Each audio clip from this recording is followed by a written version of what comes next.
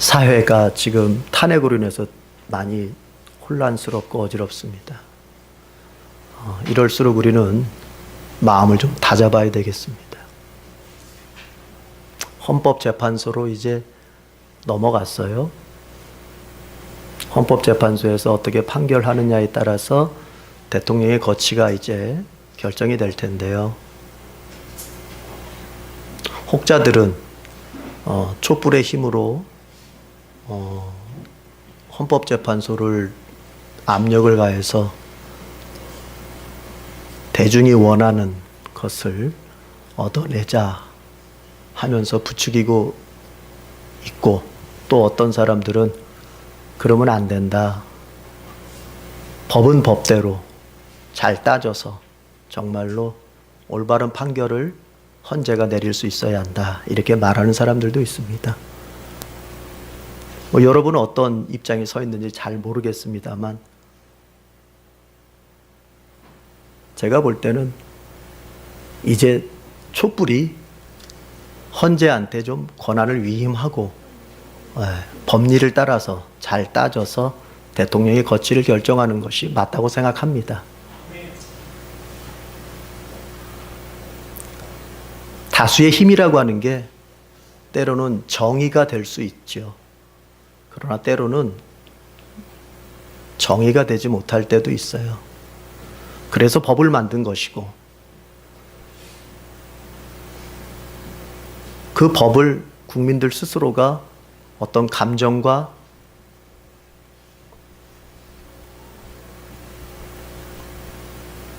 야합을 통해서, 내지는 무리의 힘을, 어떤 무리력을 통해서 그 법을 넘어서려고 한다면은 그것은 맞지 않다고 생각합니다.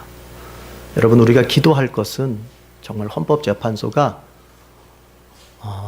공명정대하게 법적 판단을 잘 내려서 대통령의 거취를 잘 결정하고, 이로 인해서 나라는 하루속히 안정될 수 있도록 우리가 기도를 많이 해야 되겠습니다.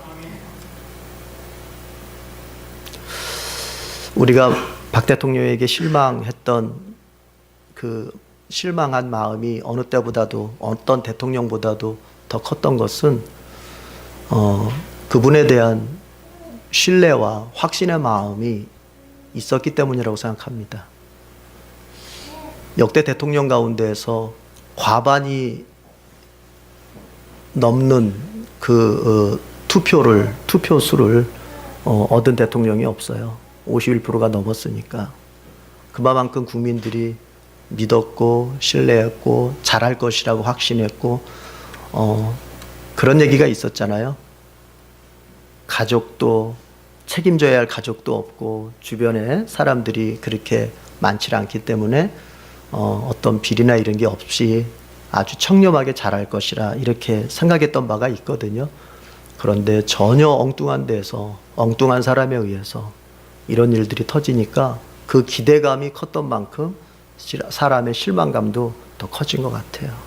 자, 이제는 그 실망감을 우리가 감정으로만 계속 풀면 안 되고, 이제 어떻게 해요? 이성적으로, 법적으로 잘 풀어서 이 나라가 계속 잘 서가도록 우리가 애써야 되겠습니다. 기도하자는 얘기예요. 예. 우리가 기도해야 될 것은 내려놓고 우리마저도 그냥 업된, 흥분된 감정으로 이렇게 해서는 안 되겠어요. 냉철해야 돼요. 한번 따라 합시다. 어려울수록 감정을 통제하고 냉철해야 된다. 그게 필요한 거예요. 여러분, 좀 다른 얘기지만 이 얘기까지 한 번 더 할까요? 우리 옛날에 미국소 때문에 촛불 시위 했잖아요. 근데 얼마 전 뉴스 들으니까요,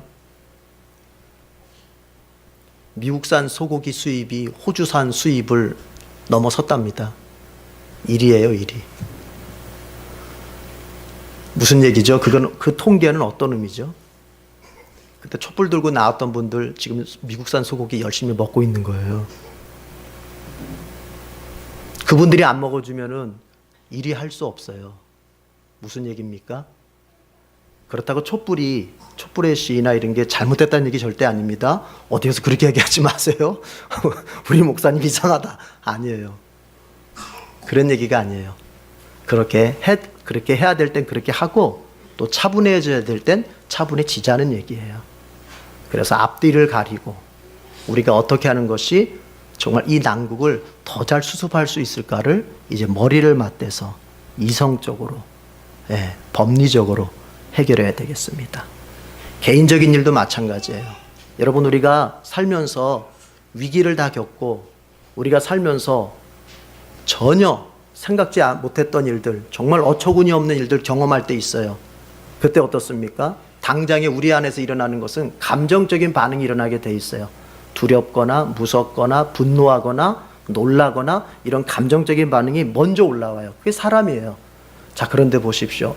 성숙한 인생을 사는 사람과 미숙한 인생을 사는 사람의 차이가 이제 여기서 나타나요. 그렇게 올라온 감정적인 반응을 이제 잘 다스립니다. 잘 다스려서 어떻게 내가 대처하는 것이, 어떻게 내가 여기서 선택하는 것이 이 어려움을 잘 극복하는 것일까를 생각하게 되는 거예요. 여러분 느꼈잖아요. 그 다음에 뭐 해야 돼요? 생각해야 되는 거예요. 그러나 느낌이 느낌으로만 끝나면 거기서는 사람다운 선택을 할 수가 없어요. 거기서는 올바른 선택을 하기가 어려워요. 항상 느낌이 생각하는 것으로서 건너갈 수 있어야 돼요. 우리 대한민국이 그렇게 그 과정으로 나아가서 좀 더 성숙하게 이 문제가 마무리될 수 있기를 정말 축복합니다. X선을 발견한 앨프리드 테일러라고 하는 사람이, 이 사람은 X선을 발견해서 그 의학사에, 인류의학에 굉장히 발전에 공헌을 했던 사람이죠. 오늘날 우리가 엑스레이 찍잖아요. 그렇죠? 예. 이 사람의 공로예요. 우리의 몸의 이곳저곳을 이 사람이 잘 볼 수 있도록 역할을 한 거죠.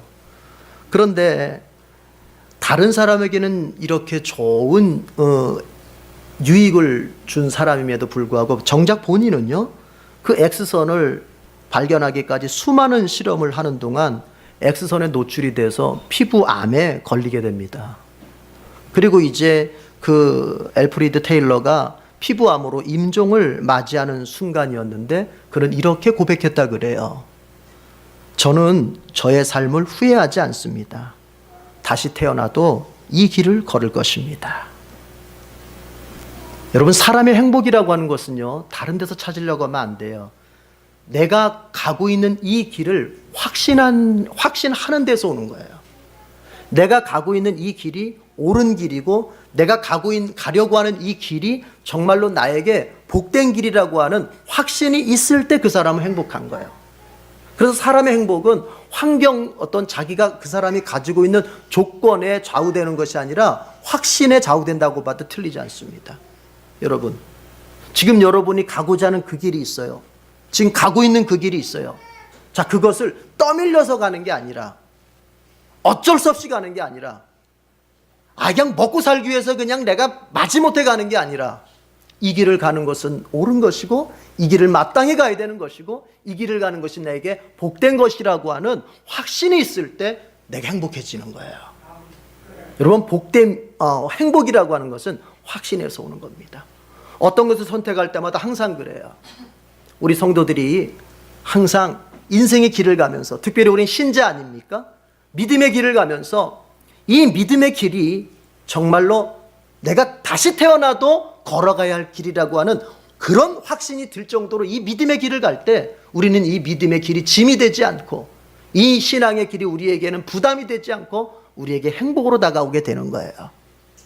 우리 모두에게 그런 확신이 있길 바랍니다. 오늘 본문을 살펴보면은 세례 요한은 감옥에 갇혀 있어요. 감옥에 갇힌 이유는 뭐냐면은 헤롯 왕의 불륜 문제를 비판했기 때문에 그래요. 이 헤롯은 예수님 태어날 때의 헤롯과 다른 헤롯이에요. 이 헤롯은 헤롯 안티파스라고 하는 더 정확한 이름을 가지고 있는데, 이 헤롯 안티파스가 로마에 살고 있었던 자기 동생 집을 방문하게 됩니다. 그러는 가운데서 그 제수 씨와 짓지 말아야 될 죄를 짓게 돼요.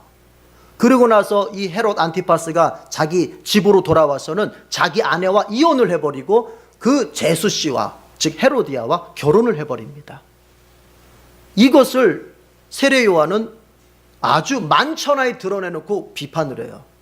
그것은 율법에 의하자면 그것은 절대로 있을 수 없는, 하나님 보시기에 악한 죄다.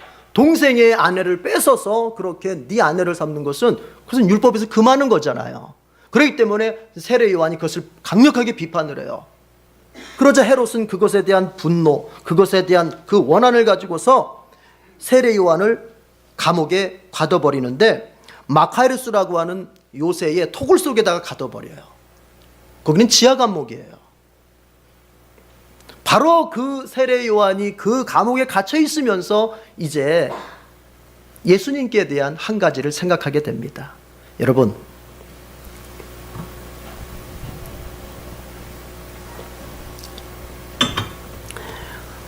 우리가 어떤 것을 생각할 때 생각할 수 있는 환경도 참 중요한 것 같아요. 세례 요한이 바쁘게 사역하고 있을 때는 미처 생각하지 못했던 것에 대해서 이제 세례 요한이 감옥에 갇혀 있잖아요. 그러니까 아마 여러 가지 것들을 생각해 봤을 거예요. 세례 요한은 어떤 사람입니까?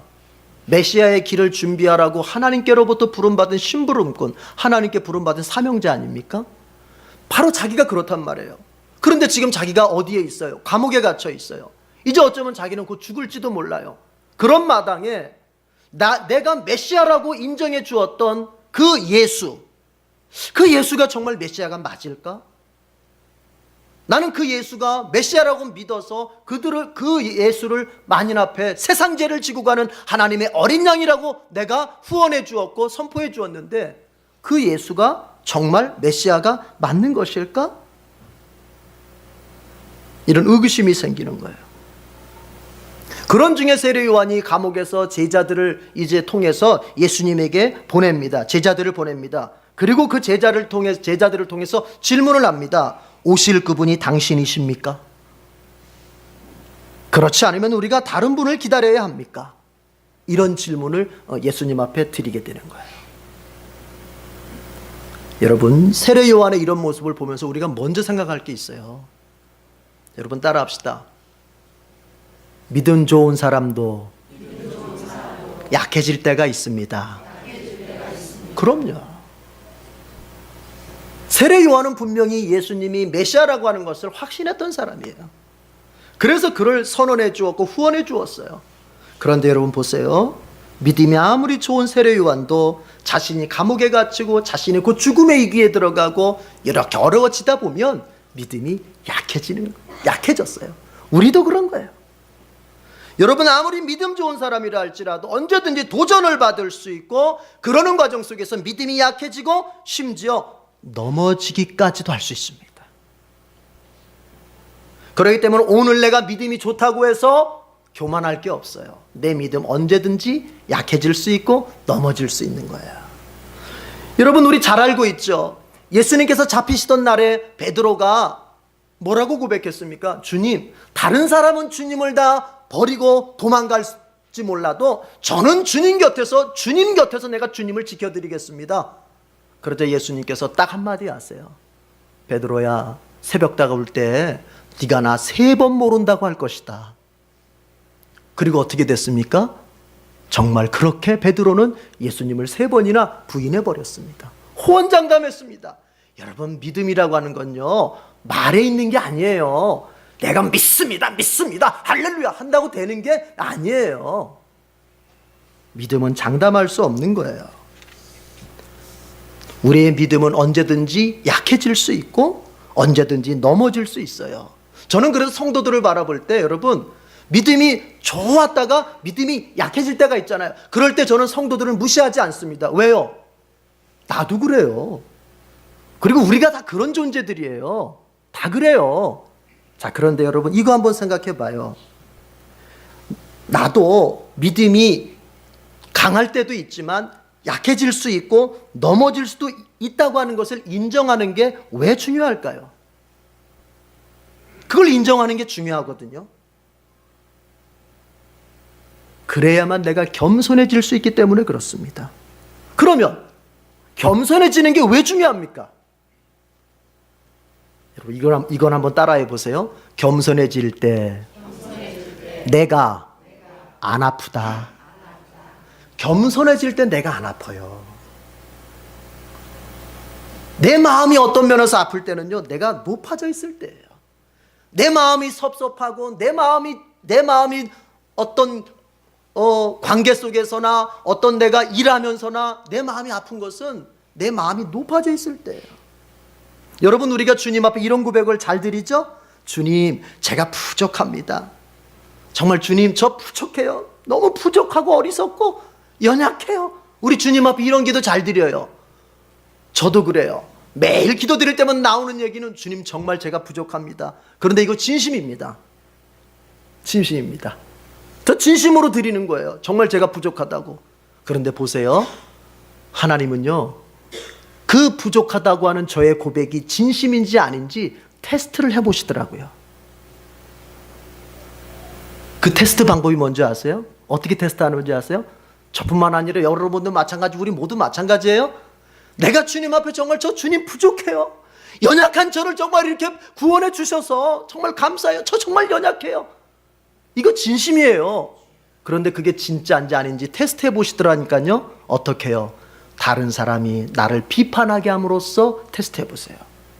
자, 이상한 게 있어요. 뭐가 이상하냐면요, 내가 주님 앞에 주님, 제가 부족합니다. 주님, 제가 정말 어리석고 내가 너무 연약해요. 이렇게 말할 때는 내 마음이 안 아파요. 그런데 보세요. 제 집사람이 당신이 왜 이렇게 부족해? 그러면 마음이 아파요. 기분이 나빠요. 아니, 제가 방금 제 입으로 뭐라 그랬어요? 주님, 저 부족합니다. 연약합니다. 주님 앞에 그랬잖아요. 그런데 그리고 나서 집에 갔더니 당신이 왜 이렇게 부족해? 이것밖에 못해? 그럼 마음이 아파요. 그건 뭘 의미하겠어요? 저는 그때 깨달았어요. 내가 주님 앞에 주님, 저 부족합니다. 주님, 저 정말 어리석습니다. 했던 그것은 말뿐이었구나. 내가 진짜로 주님 앞에 내가 부족하다고 고백했던 그것이 진짜 나의 진심이라면 우리 집사람이 저한테 당신이 왜 이렇게 부족해? 라고 했을 때 그게 안 아파야 돼요. 왜요? 맞아, 나 부족하거든. 내가 부족한 걸 인정하는데 남이 나를 부족하다고 해서 그게 아플 게 뭐 있어요? 그렇잖아요. 그러나 사실은 누군가가 나에게 왜 이렇게 부족하냐고, 누군가가 나의 부족함을 지적할 때, 누군가의 나의 어떤 연약함을 지적할 때 그게 기분이 나쁘고 아팠다고 하는 것은 사실은 이런 마음이 있었던 거죠. 그래, 내가 부족하긴 해. 그러나 에이, 그 정도까지는 아니야. 네가 말하는 정도까지는 아니야. 그래, 내가 부족하긴 해. 그래도 너보다는 내가 나. 이런 마음이 제 안에 있었던 거죠. 여러분, 겸손한 게 왜 중요하냐고요?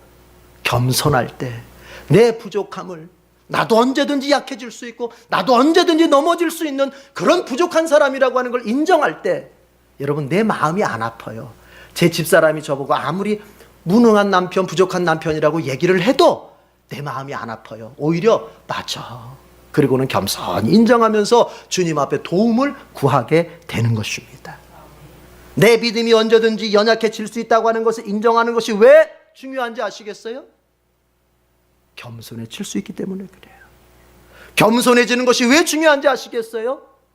그래야 내 마음이 아프지를 않기 때문에 그래요. 우리는 다 약해질 수 있고 무너질 수 있고 넘어질 수 있습니다.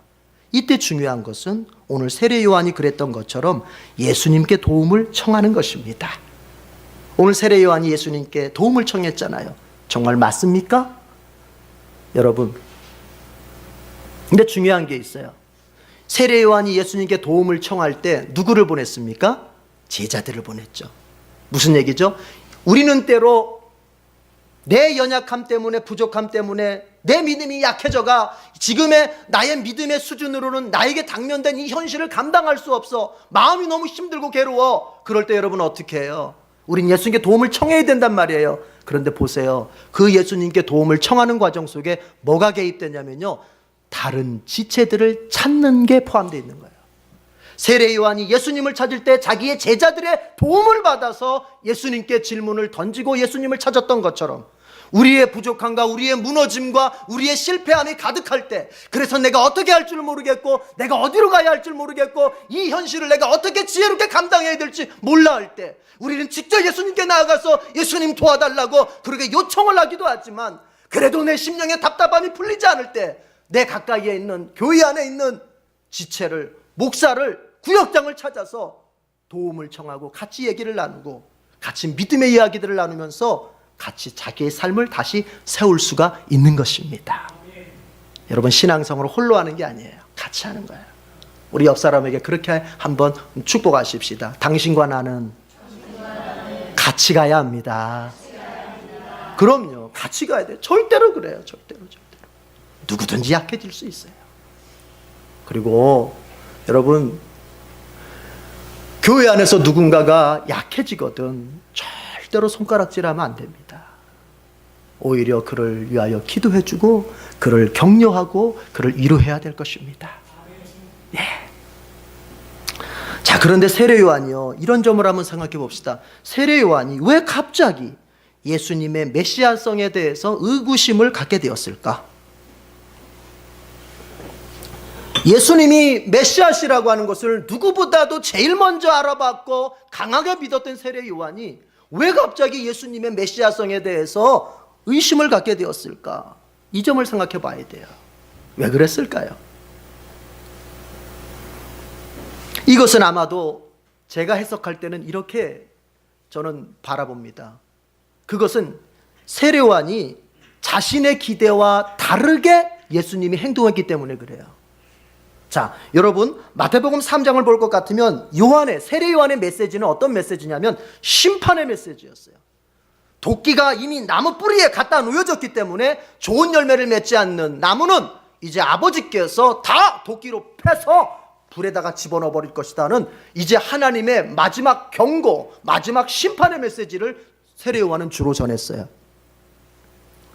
그래서 이제 메시아로 오신 예수님께서 이렇게 행동할 것이다 라고 세례 요한은 기대를 했는데, 어떤 행동을 기대했냐면은 이제 정말 하나님의 심판을 대리하는, 정말로 이제 예수님께서 하나님의 도끼가 되어서 저 아주 신앙생활 엉망으로 하고 정말로 바리새인들 그 외식하고 그 다음에 그 정치가들 아주 악행을 저지르는 그런 사람들에 대해서 예수님께서 처단하고, 예수님께서 가셔가지고는 그냥 도끼가 되고 하나님의 도끼가 돼서는 막 쳐내는 그런 행동을 하실 줄로 알았는데 예수님이 전혀 그렇게 하시질 않거든요. 그러니까 세례 요한은 내가 기대했던 것과 다른 예수님의 모습이 나타나니까 정말 메시아가 맞는 것일까? 이렇게 의심을 했던 것으로 저는 봅니다. 이것은 저뿐만이 아니라 많은 학자들이 또 그렇게 해석을 하는 거예요. 저는 그 부분이 맞다고 생각합니다. 무슨 얘기입니까, 여러분? 내가 기대했던 것, 내가 기대했던 예수님, 내가 기대했던 응답, 내가 기대했던 신앙, 내가 기대했던 교회, 내가 기대했던 목회자, 내가 기대했던 그 어떤 것, 때로는 내 기대대로 되지 않을 때 우리는 그것에 대한 확신을 잃어버리게 되는 거죠. 특별히 오늘 세례 요한과 관련해서 나는 이렇게 기도했어, 이 시간대쯤이면은 예수님께서 이런 방법으로 내가 원하는 스타일, 내가 원하는 방식으로 예수님이 역사하셔야 되는데 안 나타나는 거예요. 안 나타나는 거예요. 나 지금 이런 문제 때문에 지금 몇 달째 주님 앞에 매달려 기도하고 있는데, 그러면 이때쯤이면은 예수님이 이렇게 해주셔야 되는데 안 나타나는 거예요. 세례 요한의 고민은 바로 그런 것과 비슷한 거예요. 그래서 제자들을 통해서 예수님, 당신이 정말 우리가 기다렸던 그 오실 그분이 맞습니까? 여러분, 오실 그분이라고 하는 거, 자, 성경 읽어봅시다. 자, 어디를 보시냐면요, 2절 3절 그리고 6절 다 같이 읽어보겠습니다. 2절 3절 6절 시작. 그런데 요한은 그리스도께서 하신 일들을 감옥에서 전해 듣고 자기의 제자들을 예수께 보내어 물어보게 하였다. 오실 그분이 당신이십니까? 그렇지 않으면 우리가 다른 분을 기다려야 합니까? 6절, 나에게 걸려 넘어지지 않는 사람은 복이 있다. 여기 요한이 말하는 오실 그분이 당신입니까? 할 때 오실 그분이라고 하는 것은요, 메시아의 일반적 호칭이에요. 이스라엘 백성들이 그렇게도 기다리는 메시아를 부를 때 이스라엘 백성들은 오실 그분이라고 불렀던 거예요. 네. 그러니까 메시아, 당신이 메시아 맞습니까? 이렇게 질문한 거예요. 그러니까 예수님께서 그 세례요한의 제자들에게 뭐라고 말씀하세요? 너희들이 듣고 보고 했던 거 가서 그대로 알려줘라. 그리고 더 중요한 말씀을 하십니다. 그게 6절이에요. 여러분, 이것은 세례 요한에게 하시는 말씀이에요. 나에게 걸려 넘어지지 않는 사람은 복이 있다. 거기에 비읍 표시되어 있죠? 밑으로 각주로 쭉 내려와 보세요. 비읍에 뭐라고 써 있죠? 또는 의심을 품지 않는. 무슨 얘기입니까? 나에게 의심을 품지 않는 사람은 복이 있다. 누가 지금 의심 품었어요? 세례 요한이 의심 품었어요. 왜 의심 품었어요? 자기의 기대와 다른 모습을 예수님이 보이시니까 의심 품었어요. 그럼 예수님 말씀하십니다. 여러분, 나에게 의심 품지 않는 자가 복이 있다.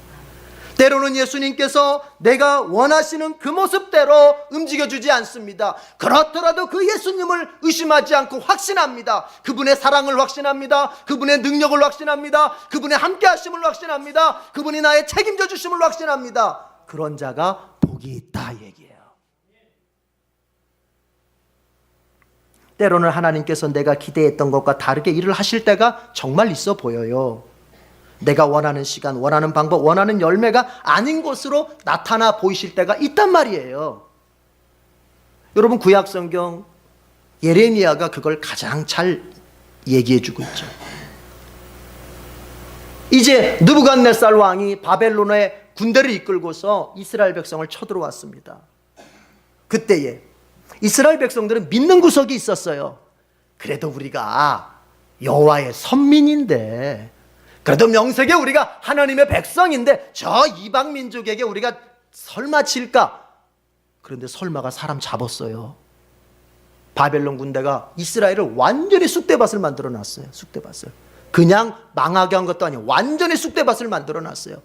이 일에 대해서 이스라엘 백성들은 큰 충격을 받게 됩니다.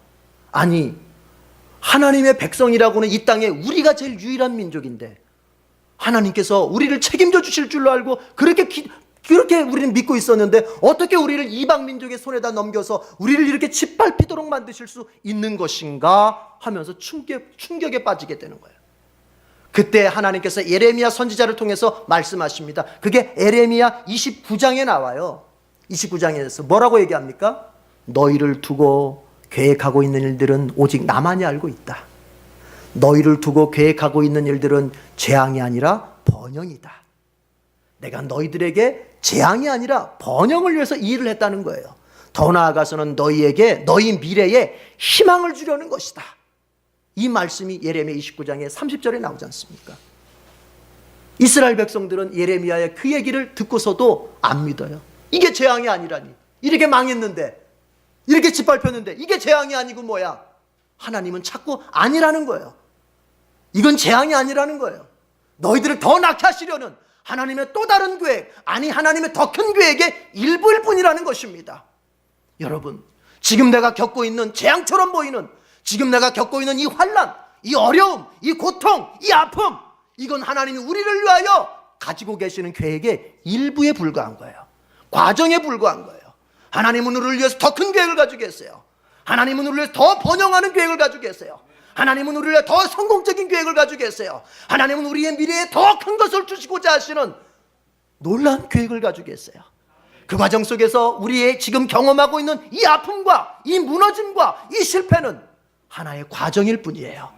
예레미야는 그걸 얘기하고 있는 것입니다. 하나님께서 때로는 내가 원하시는 대로 움직여지지 않는 것 같아 섭섭합니까? 나는 건강을 원했는데 내게 질병이 왔습니까? 나는 성공을 원했는데 내게 실패가 왔습니까? 나는 내 가정이 더 화목해지기를 원했는데 가정이 갈등 가운데 있게 되었습니까? 나는 직장에서 승진하기를 원했는데 그 승진에서 탈락하는 일을 경험했습니까? 나는 이렇게 저렇게 인생을 꾸려가려고 애쓰는데 주도하는 것마다 다 막히는 그런 걸 경험했습니까? 여러분, 이제 하나님의 음성을 들어보십시오.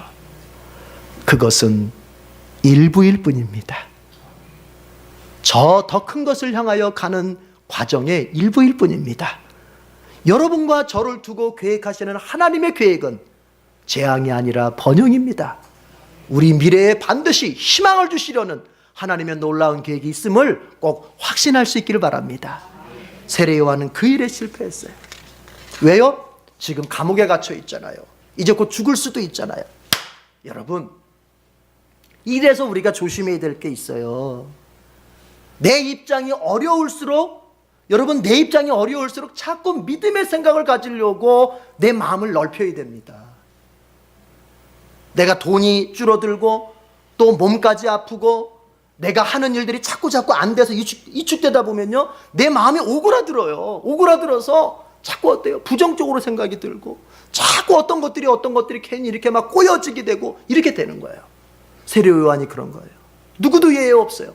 믿음 좋은 세례 요한도 그랬다면 연약한 우리는 더 할 것입니다. 이제 지금 우리가 갇혀있는 어떤 삶의 부정적인 환경에서 여러분, 믿음의 생각으로 자기 자신을 되돌리십시오. 믿음의 생각으로 자기 자신을 자꾸 되돌려 세우십시다. 그게 하나님의 원하시는 바예요. 그럴 때 하나님이 역사하시는 거예요. 우리 옆 사람 축복하십시다. 환경이 어려울수록 믿음의 생각을 하십시다. 그럼요. 자, 그렇게 해서 예수님께서 이제 세례 요한 제자들에게 니들이 보고 듣고 한 거, 내가 귀신 내쫓고 병자 고치고 내가 복음 전했던 거 봤잖아. 그렇지? 그거 그대로 가서 얘기해줘라. 이렇게 하면서 제자들을 보냈어요. 세례 요한의 제자들을 보냈어요. 자, 그러면서 이제 예수님께서 그 세례 요한의 제자들이 갔을 때 세례 요한에 대해서 평가합니다. 여러분, 누군가의 평가는요, 누군가가 없을 때 하는 평가가 제대로예요.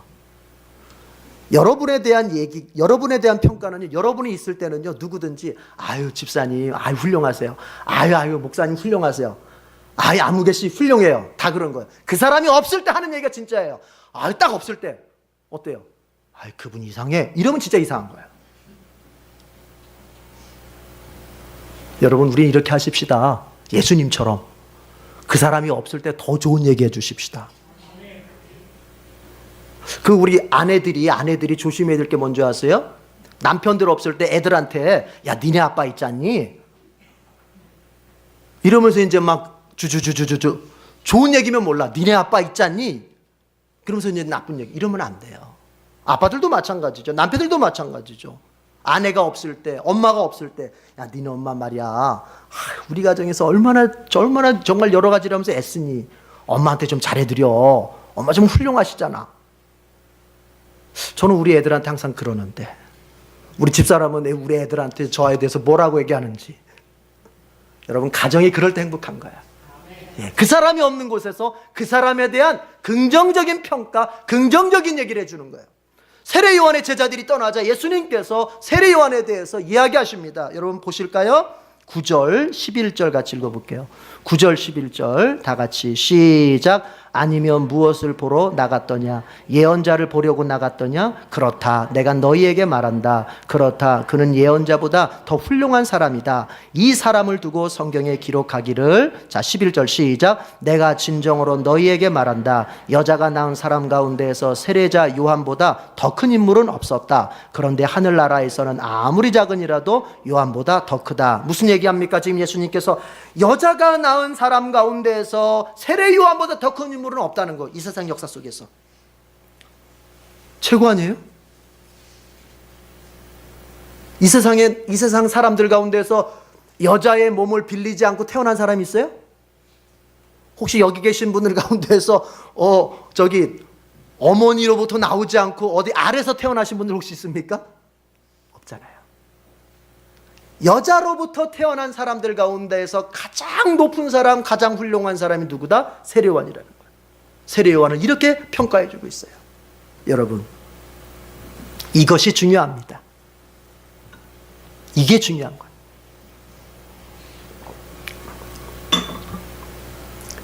예수님께 이런 인정과 이런 평가를 받는 게 중요한 거예요. 누구에게요? 예수님께요. 자, 그런데 보십시다. 우리 잘 알고 있는 대로 세례 요한은요, 태어날 때 늦둥이로 태어났어요. 나이 먹은 부모님 앞에서 태어났잖아요. 부모님에게 태어났어요. 그리고 그는 태어나서 어린 시절, 세상에 나올 때까지, 어린 시절부터 세상에 나올 때까지 광야에서 자랐어요. 문명을 떠나서 광야에서 자랐어요. 그리고 여러분, 세례 요한은 사역했잖아요. 사역, 하나님의 일을 했잖아요. 사역할 때 처음에는 사람들이 많이 왔어요. 세례 요한한테 세례 받으려고. 그런데 예수님이 딱 등장하니까는 사람들이 누구한테로 다 몰려가요? 예수님한테로 몰려가요. 그래서 제자들, 세례 요한 제자들 가운데서 이런 얘기 했잖아요. 선생님, 이제 사람들이 저기 예수님한테 다 가는데요. 그래, 세례 요한이 뭐라 그래요? 어허이, 그는 흥해야 하겠고 나는 세해야 할 것이다. 괜찮다, 이런 얘기 했죠. 무슨 얘기야? 사람들이 예수님 앞에 인기를 끌었던 사람이 사람들이 예수님한테 쫙 가버리니까 사역이 휙 위축되는 거예요. 인기가 떨어져 버리는 거예요. 그리고 지금 어디 있어요? 감옥에 갇혔어요.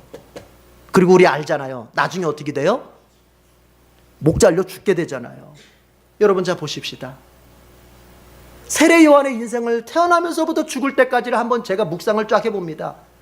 그를 가리켜서 세상적인 관점으로 볼 것 같으면, 출세의 관점에서 볼 것 같으면 정말 인생을 잘 살았다고 볼 수 있을까?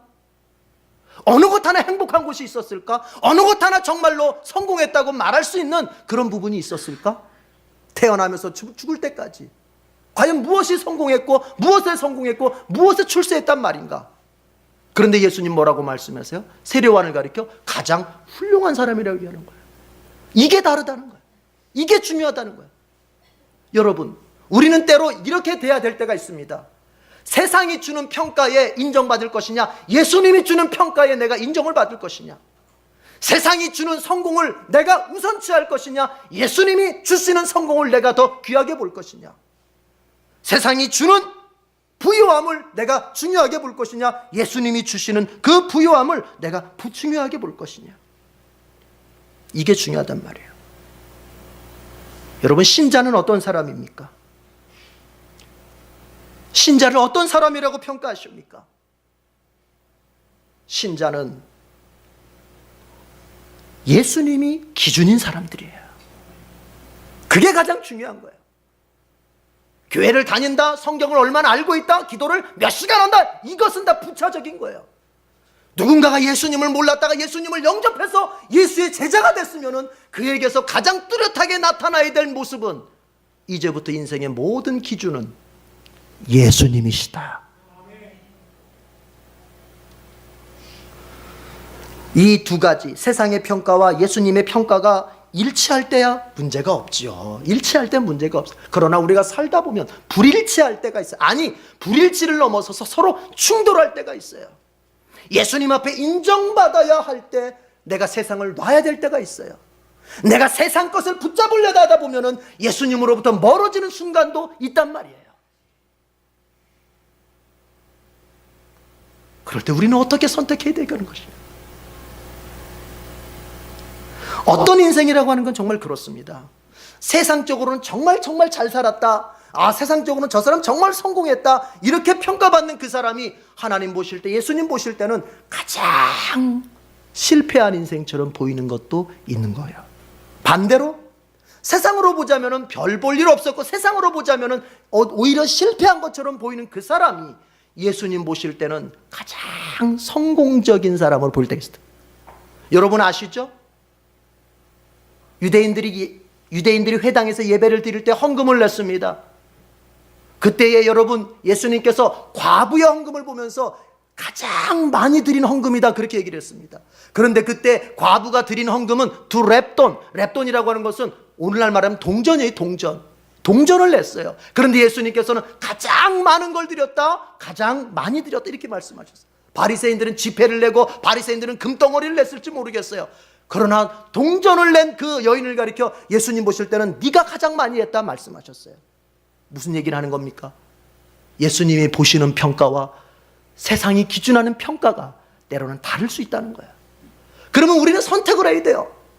내 인생의 잘됨, 내 인생의 성공, 내 인생에 정말로 잘 살았다고 하는 그 기준을 어디에 둘 것인가? 세상에 둘 것인가? 예수님께 둘 것인가? 우리는 그것을 선택을 해야 될 때가 있다는 것입니다. 예수님은 세례 요한을 두고 하신 말씀이 정말 훌륭한 사람, 이 세상에 태어난 사람보다 사람들 가운데서 가장 훌륭한 사람이라고 평을 했습니다. 여러분, 우리가 그런 얘기를 들어야 하지 않겠습니까? 주님 앞에 갔을 때, 그래서 신자는 바라보는 게 달라요. 세상 사람들은 이 세상이 그들 삶의 전부이기 때문에 이 세상에서 하여튼 뭔가를 뽑아내고 이 세상에서 뭔가를 세워야 돼요. 그러나 신자는 달라요. 여러분, 이 세상은 지나가는 과정이에요. 그렇다고 해서 아무렇게나 살진 않아요. 열심히 살아요. 최선을 다해 살아요.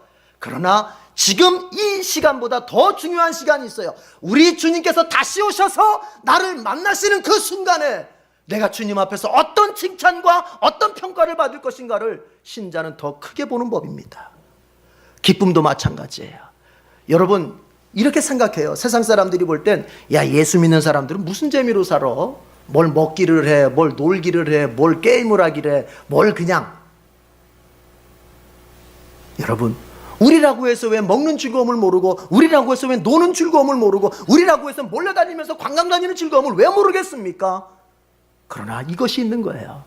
그 즐거움을 몰라서가 아니라 그 즐거움이 있지만 그 즐거움만 쫓다 보면 예수님하고 멀어질 것 같아서 이제 그 즐거움을 내가 절제하고 주님 다시 오실 그날에 더 큰 즐거움을 얻기 위하여 내가 지금 절제하고 사는 거예요. 바보가 아니에요, 믿는 사람들이. 여러분, 저와 여러분은 누구를 기준으로 해서 세상을 살아야 될까요? 세상입니까? 예수님입니까? 세례 요한은 예수님, 바로 하나님을 기준 삼았어요. 우리가 그렇게 살다가 정말 하나님의 영광 보좌 앞에서 가장 큰 상을 받아야 할 것입니다. 김대중 대통령 시절에 비서실장을 지냈던, 요즘에 박 대통령 비서실장은 좀 문제가 많았었어요. 그렇죠? 김대중 정권 시절에 비서실장을 지냈던 김중권 장로님이시죠. 이분은 그렇게 책에다 그렇게 썼더라고요. 본인은 전혀 생각지도 않았는데 비서실장에 임명이 됐대요. 그런데 이분이 임명을 딱 받고 나서 보니까 주일 성수를 잘 못하게 될 것 같더래요. 그래서 대통령에게 먼저 딱 그것 먼저 전제했답니다. 저는 교회 장로입니다. 그래서 주일에는 반드시 교회를 가야 됩니다. 이게 허락되면 제가 비서실장 하겠습니다. 그래서 김대중 대통령께서 그것을 허락해 주셨다는 거예요. 여러분, 그분의 기준은 누구입니까? 대통령이 아니라 예수님인 거예요. 그거를 보자는 거예요, 여러분. 우리 만사를 그렇게 삽시다. 그렇게 살 때 주님께서 역사하시는 거예요. 한 가지만 짧게 언급하고 마치겠습니다. 11절 보면요, 이렇게 돼 있어요. 11절 끝에 보니까 세례 요한이 큰 인물인 건 맞아요. 그런데 11절 끝부분을 보니까 예수님 이렇게 말씀하셨어요. 그런데 하늘나라에서는 아무리 작은 이라도 요한보다 더 크다, 이렇게 말씀하세요. 여러분, 이것은 앞에서 말한 것과 뭔가 반대되는 내용 아닙니까? 근데 그것은 예수님께서 세례 요한을 무시한다는 의미가 아니에요. 세례 요한은 아무리 그가 은혜의 사람이고 정말 믿음의 사람으로 살았지만 한계가 있어요. 어떤 한계? 그는 메시아에 앞서서 메시아의 오실 길만 준비하는 그 역할밖에 못했어요. 그거밖에 몰라요. 이제 그는 죽습니다. 세례 요한은 뭘 못 봤어요? 예수님의 십자가를 못 봤고 예수님의 부활을 못 봤어요. 그래서 구원의 역사 측면에서 보자면 세례 요한은 정말로 봐야 될 것을 못 본 거예요. 구약의 모든 인물들이 아무리 위대해도 정말 그들이 한계가 있어요. 어떤 면에서 예수 그리스도를 못 봤고, 더 나아가서 예수 그리스도의 십자가와 그 부활을 못 봤던 거예요. 그걸 말씀하신 거예요. 그러나 우리는 어떻습니까? 예수님의 제자들을 비롯한 신약시대를 살고 있는 우리는 어떻습니까? 그리스도의 십자가의 죽음을 보았고 그리스도의 부활을 봤습니다. 그 십자가의 죽음을 통해서 죄를 용서받았고 그 부활을 통해서 우리에게도 똑같은 부활이 일어날 것에 대한 영광을 얻었습니다. 그런 의미에서 우리는 세례 요한보다 큰 자라는 거예요. 이제 중요한 게 있어요. 믿음의 후반부에서 중요한 게 있어요. 믿음이 처음에는 내가 주님 앞에 죄를 용서받고 받아들여지는 것에 그 전반부에 초점이 있다면, 믿음의 후반부에 초점이 뭔지 아십니까? 그렇게 용서받고 이제 예수 안에서 정말 예수 안에서 인침을 받은 나를 이제 나는 어떻게 볼 것이냐는 거예요. 예수 안에서 나를 어떻게 볼 것이냐. 이게 왜 중요합니까? 인간은요, 자기 자신을 보는 대로 살게 돼 있어요. 나는 나를 인정하는 대로 살게 돼 있어요. 나를 여러분 천재라고 인정해 보십시오. 내가 천재 같은 행동만 하려고 노력하게 돼요. 그러나 나를 바보 같은 존재로 취급해 보십시오. 그러면요, 내가 바보 같은 짓을 해도요, 내 마음속에 반성이 일어나질 않아요. 왜 그렇죠? 난 원래 바보잖아. 이렇게 되는 거예요. 이제 나를 어떻게 볼 것입니까? 예수님 말씀하셨습니다. 너희가 내 안에 거하고 내 말이 너희 안에 거하면 너희는 못할 것이 없다. 따라합시다. 내가 주님 안에 있으면, 주님의 말씀이 내 안에 있으면 나는 뭐든지 할 수 있다. 이렇게 바라보면서 인생을 활짝 열어가기를 주님의 이름으로 축원합니다. 기도하겠습니다. 하나님 아버지, 오늘 귀한 말씀을 주셨습니다. 정말 주님 안에서 우리가 주님에 대한 확신의 믿음을 가지고 살도록 주님 도와주시옵소서. 세상을 살면서 우리의 믿음을 뒤흔들려는 도전들이 올 때마다 이제 내가 차분히 주님 앞에서 정말 믿음의 확신을 위하여 기도하고 생각하고 말씀으로 돌아가서 어떠한 경우에서든지 주님과 나와의 관계, 주님이 나를 도우시는 그 사랑, 그 능력, 주님 안에 있는 나 자신에 대하여 확신을 잃지 않고 살아갈 수 있도록 은혜 베풀어 주시옵소서. 예수님의 이름으로 기도드립니다. 아멘.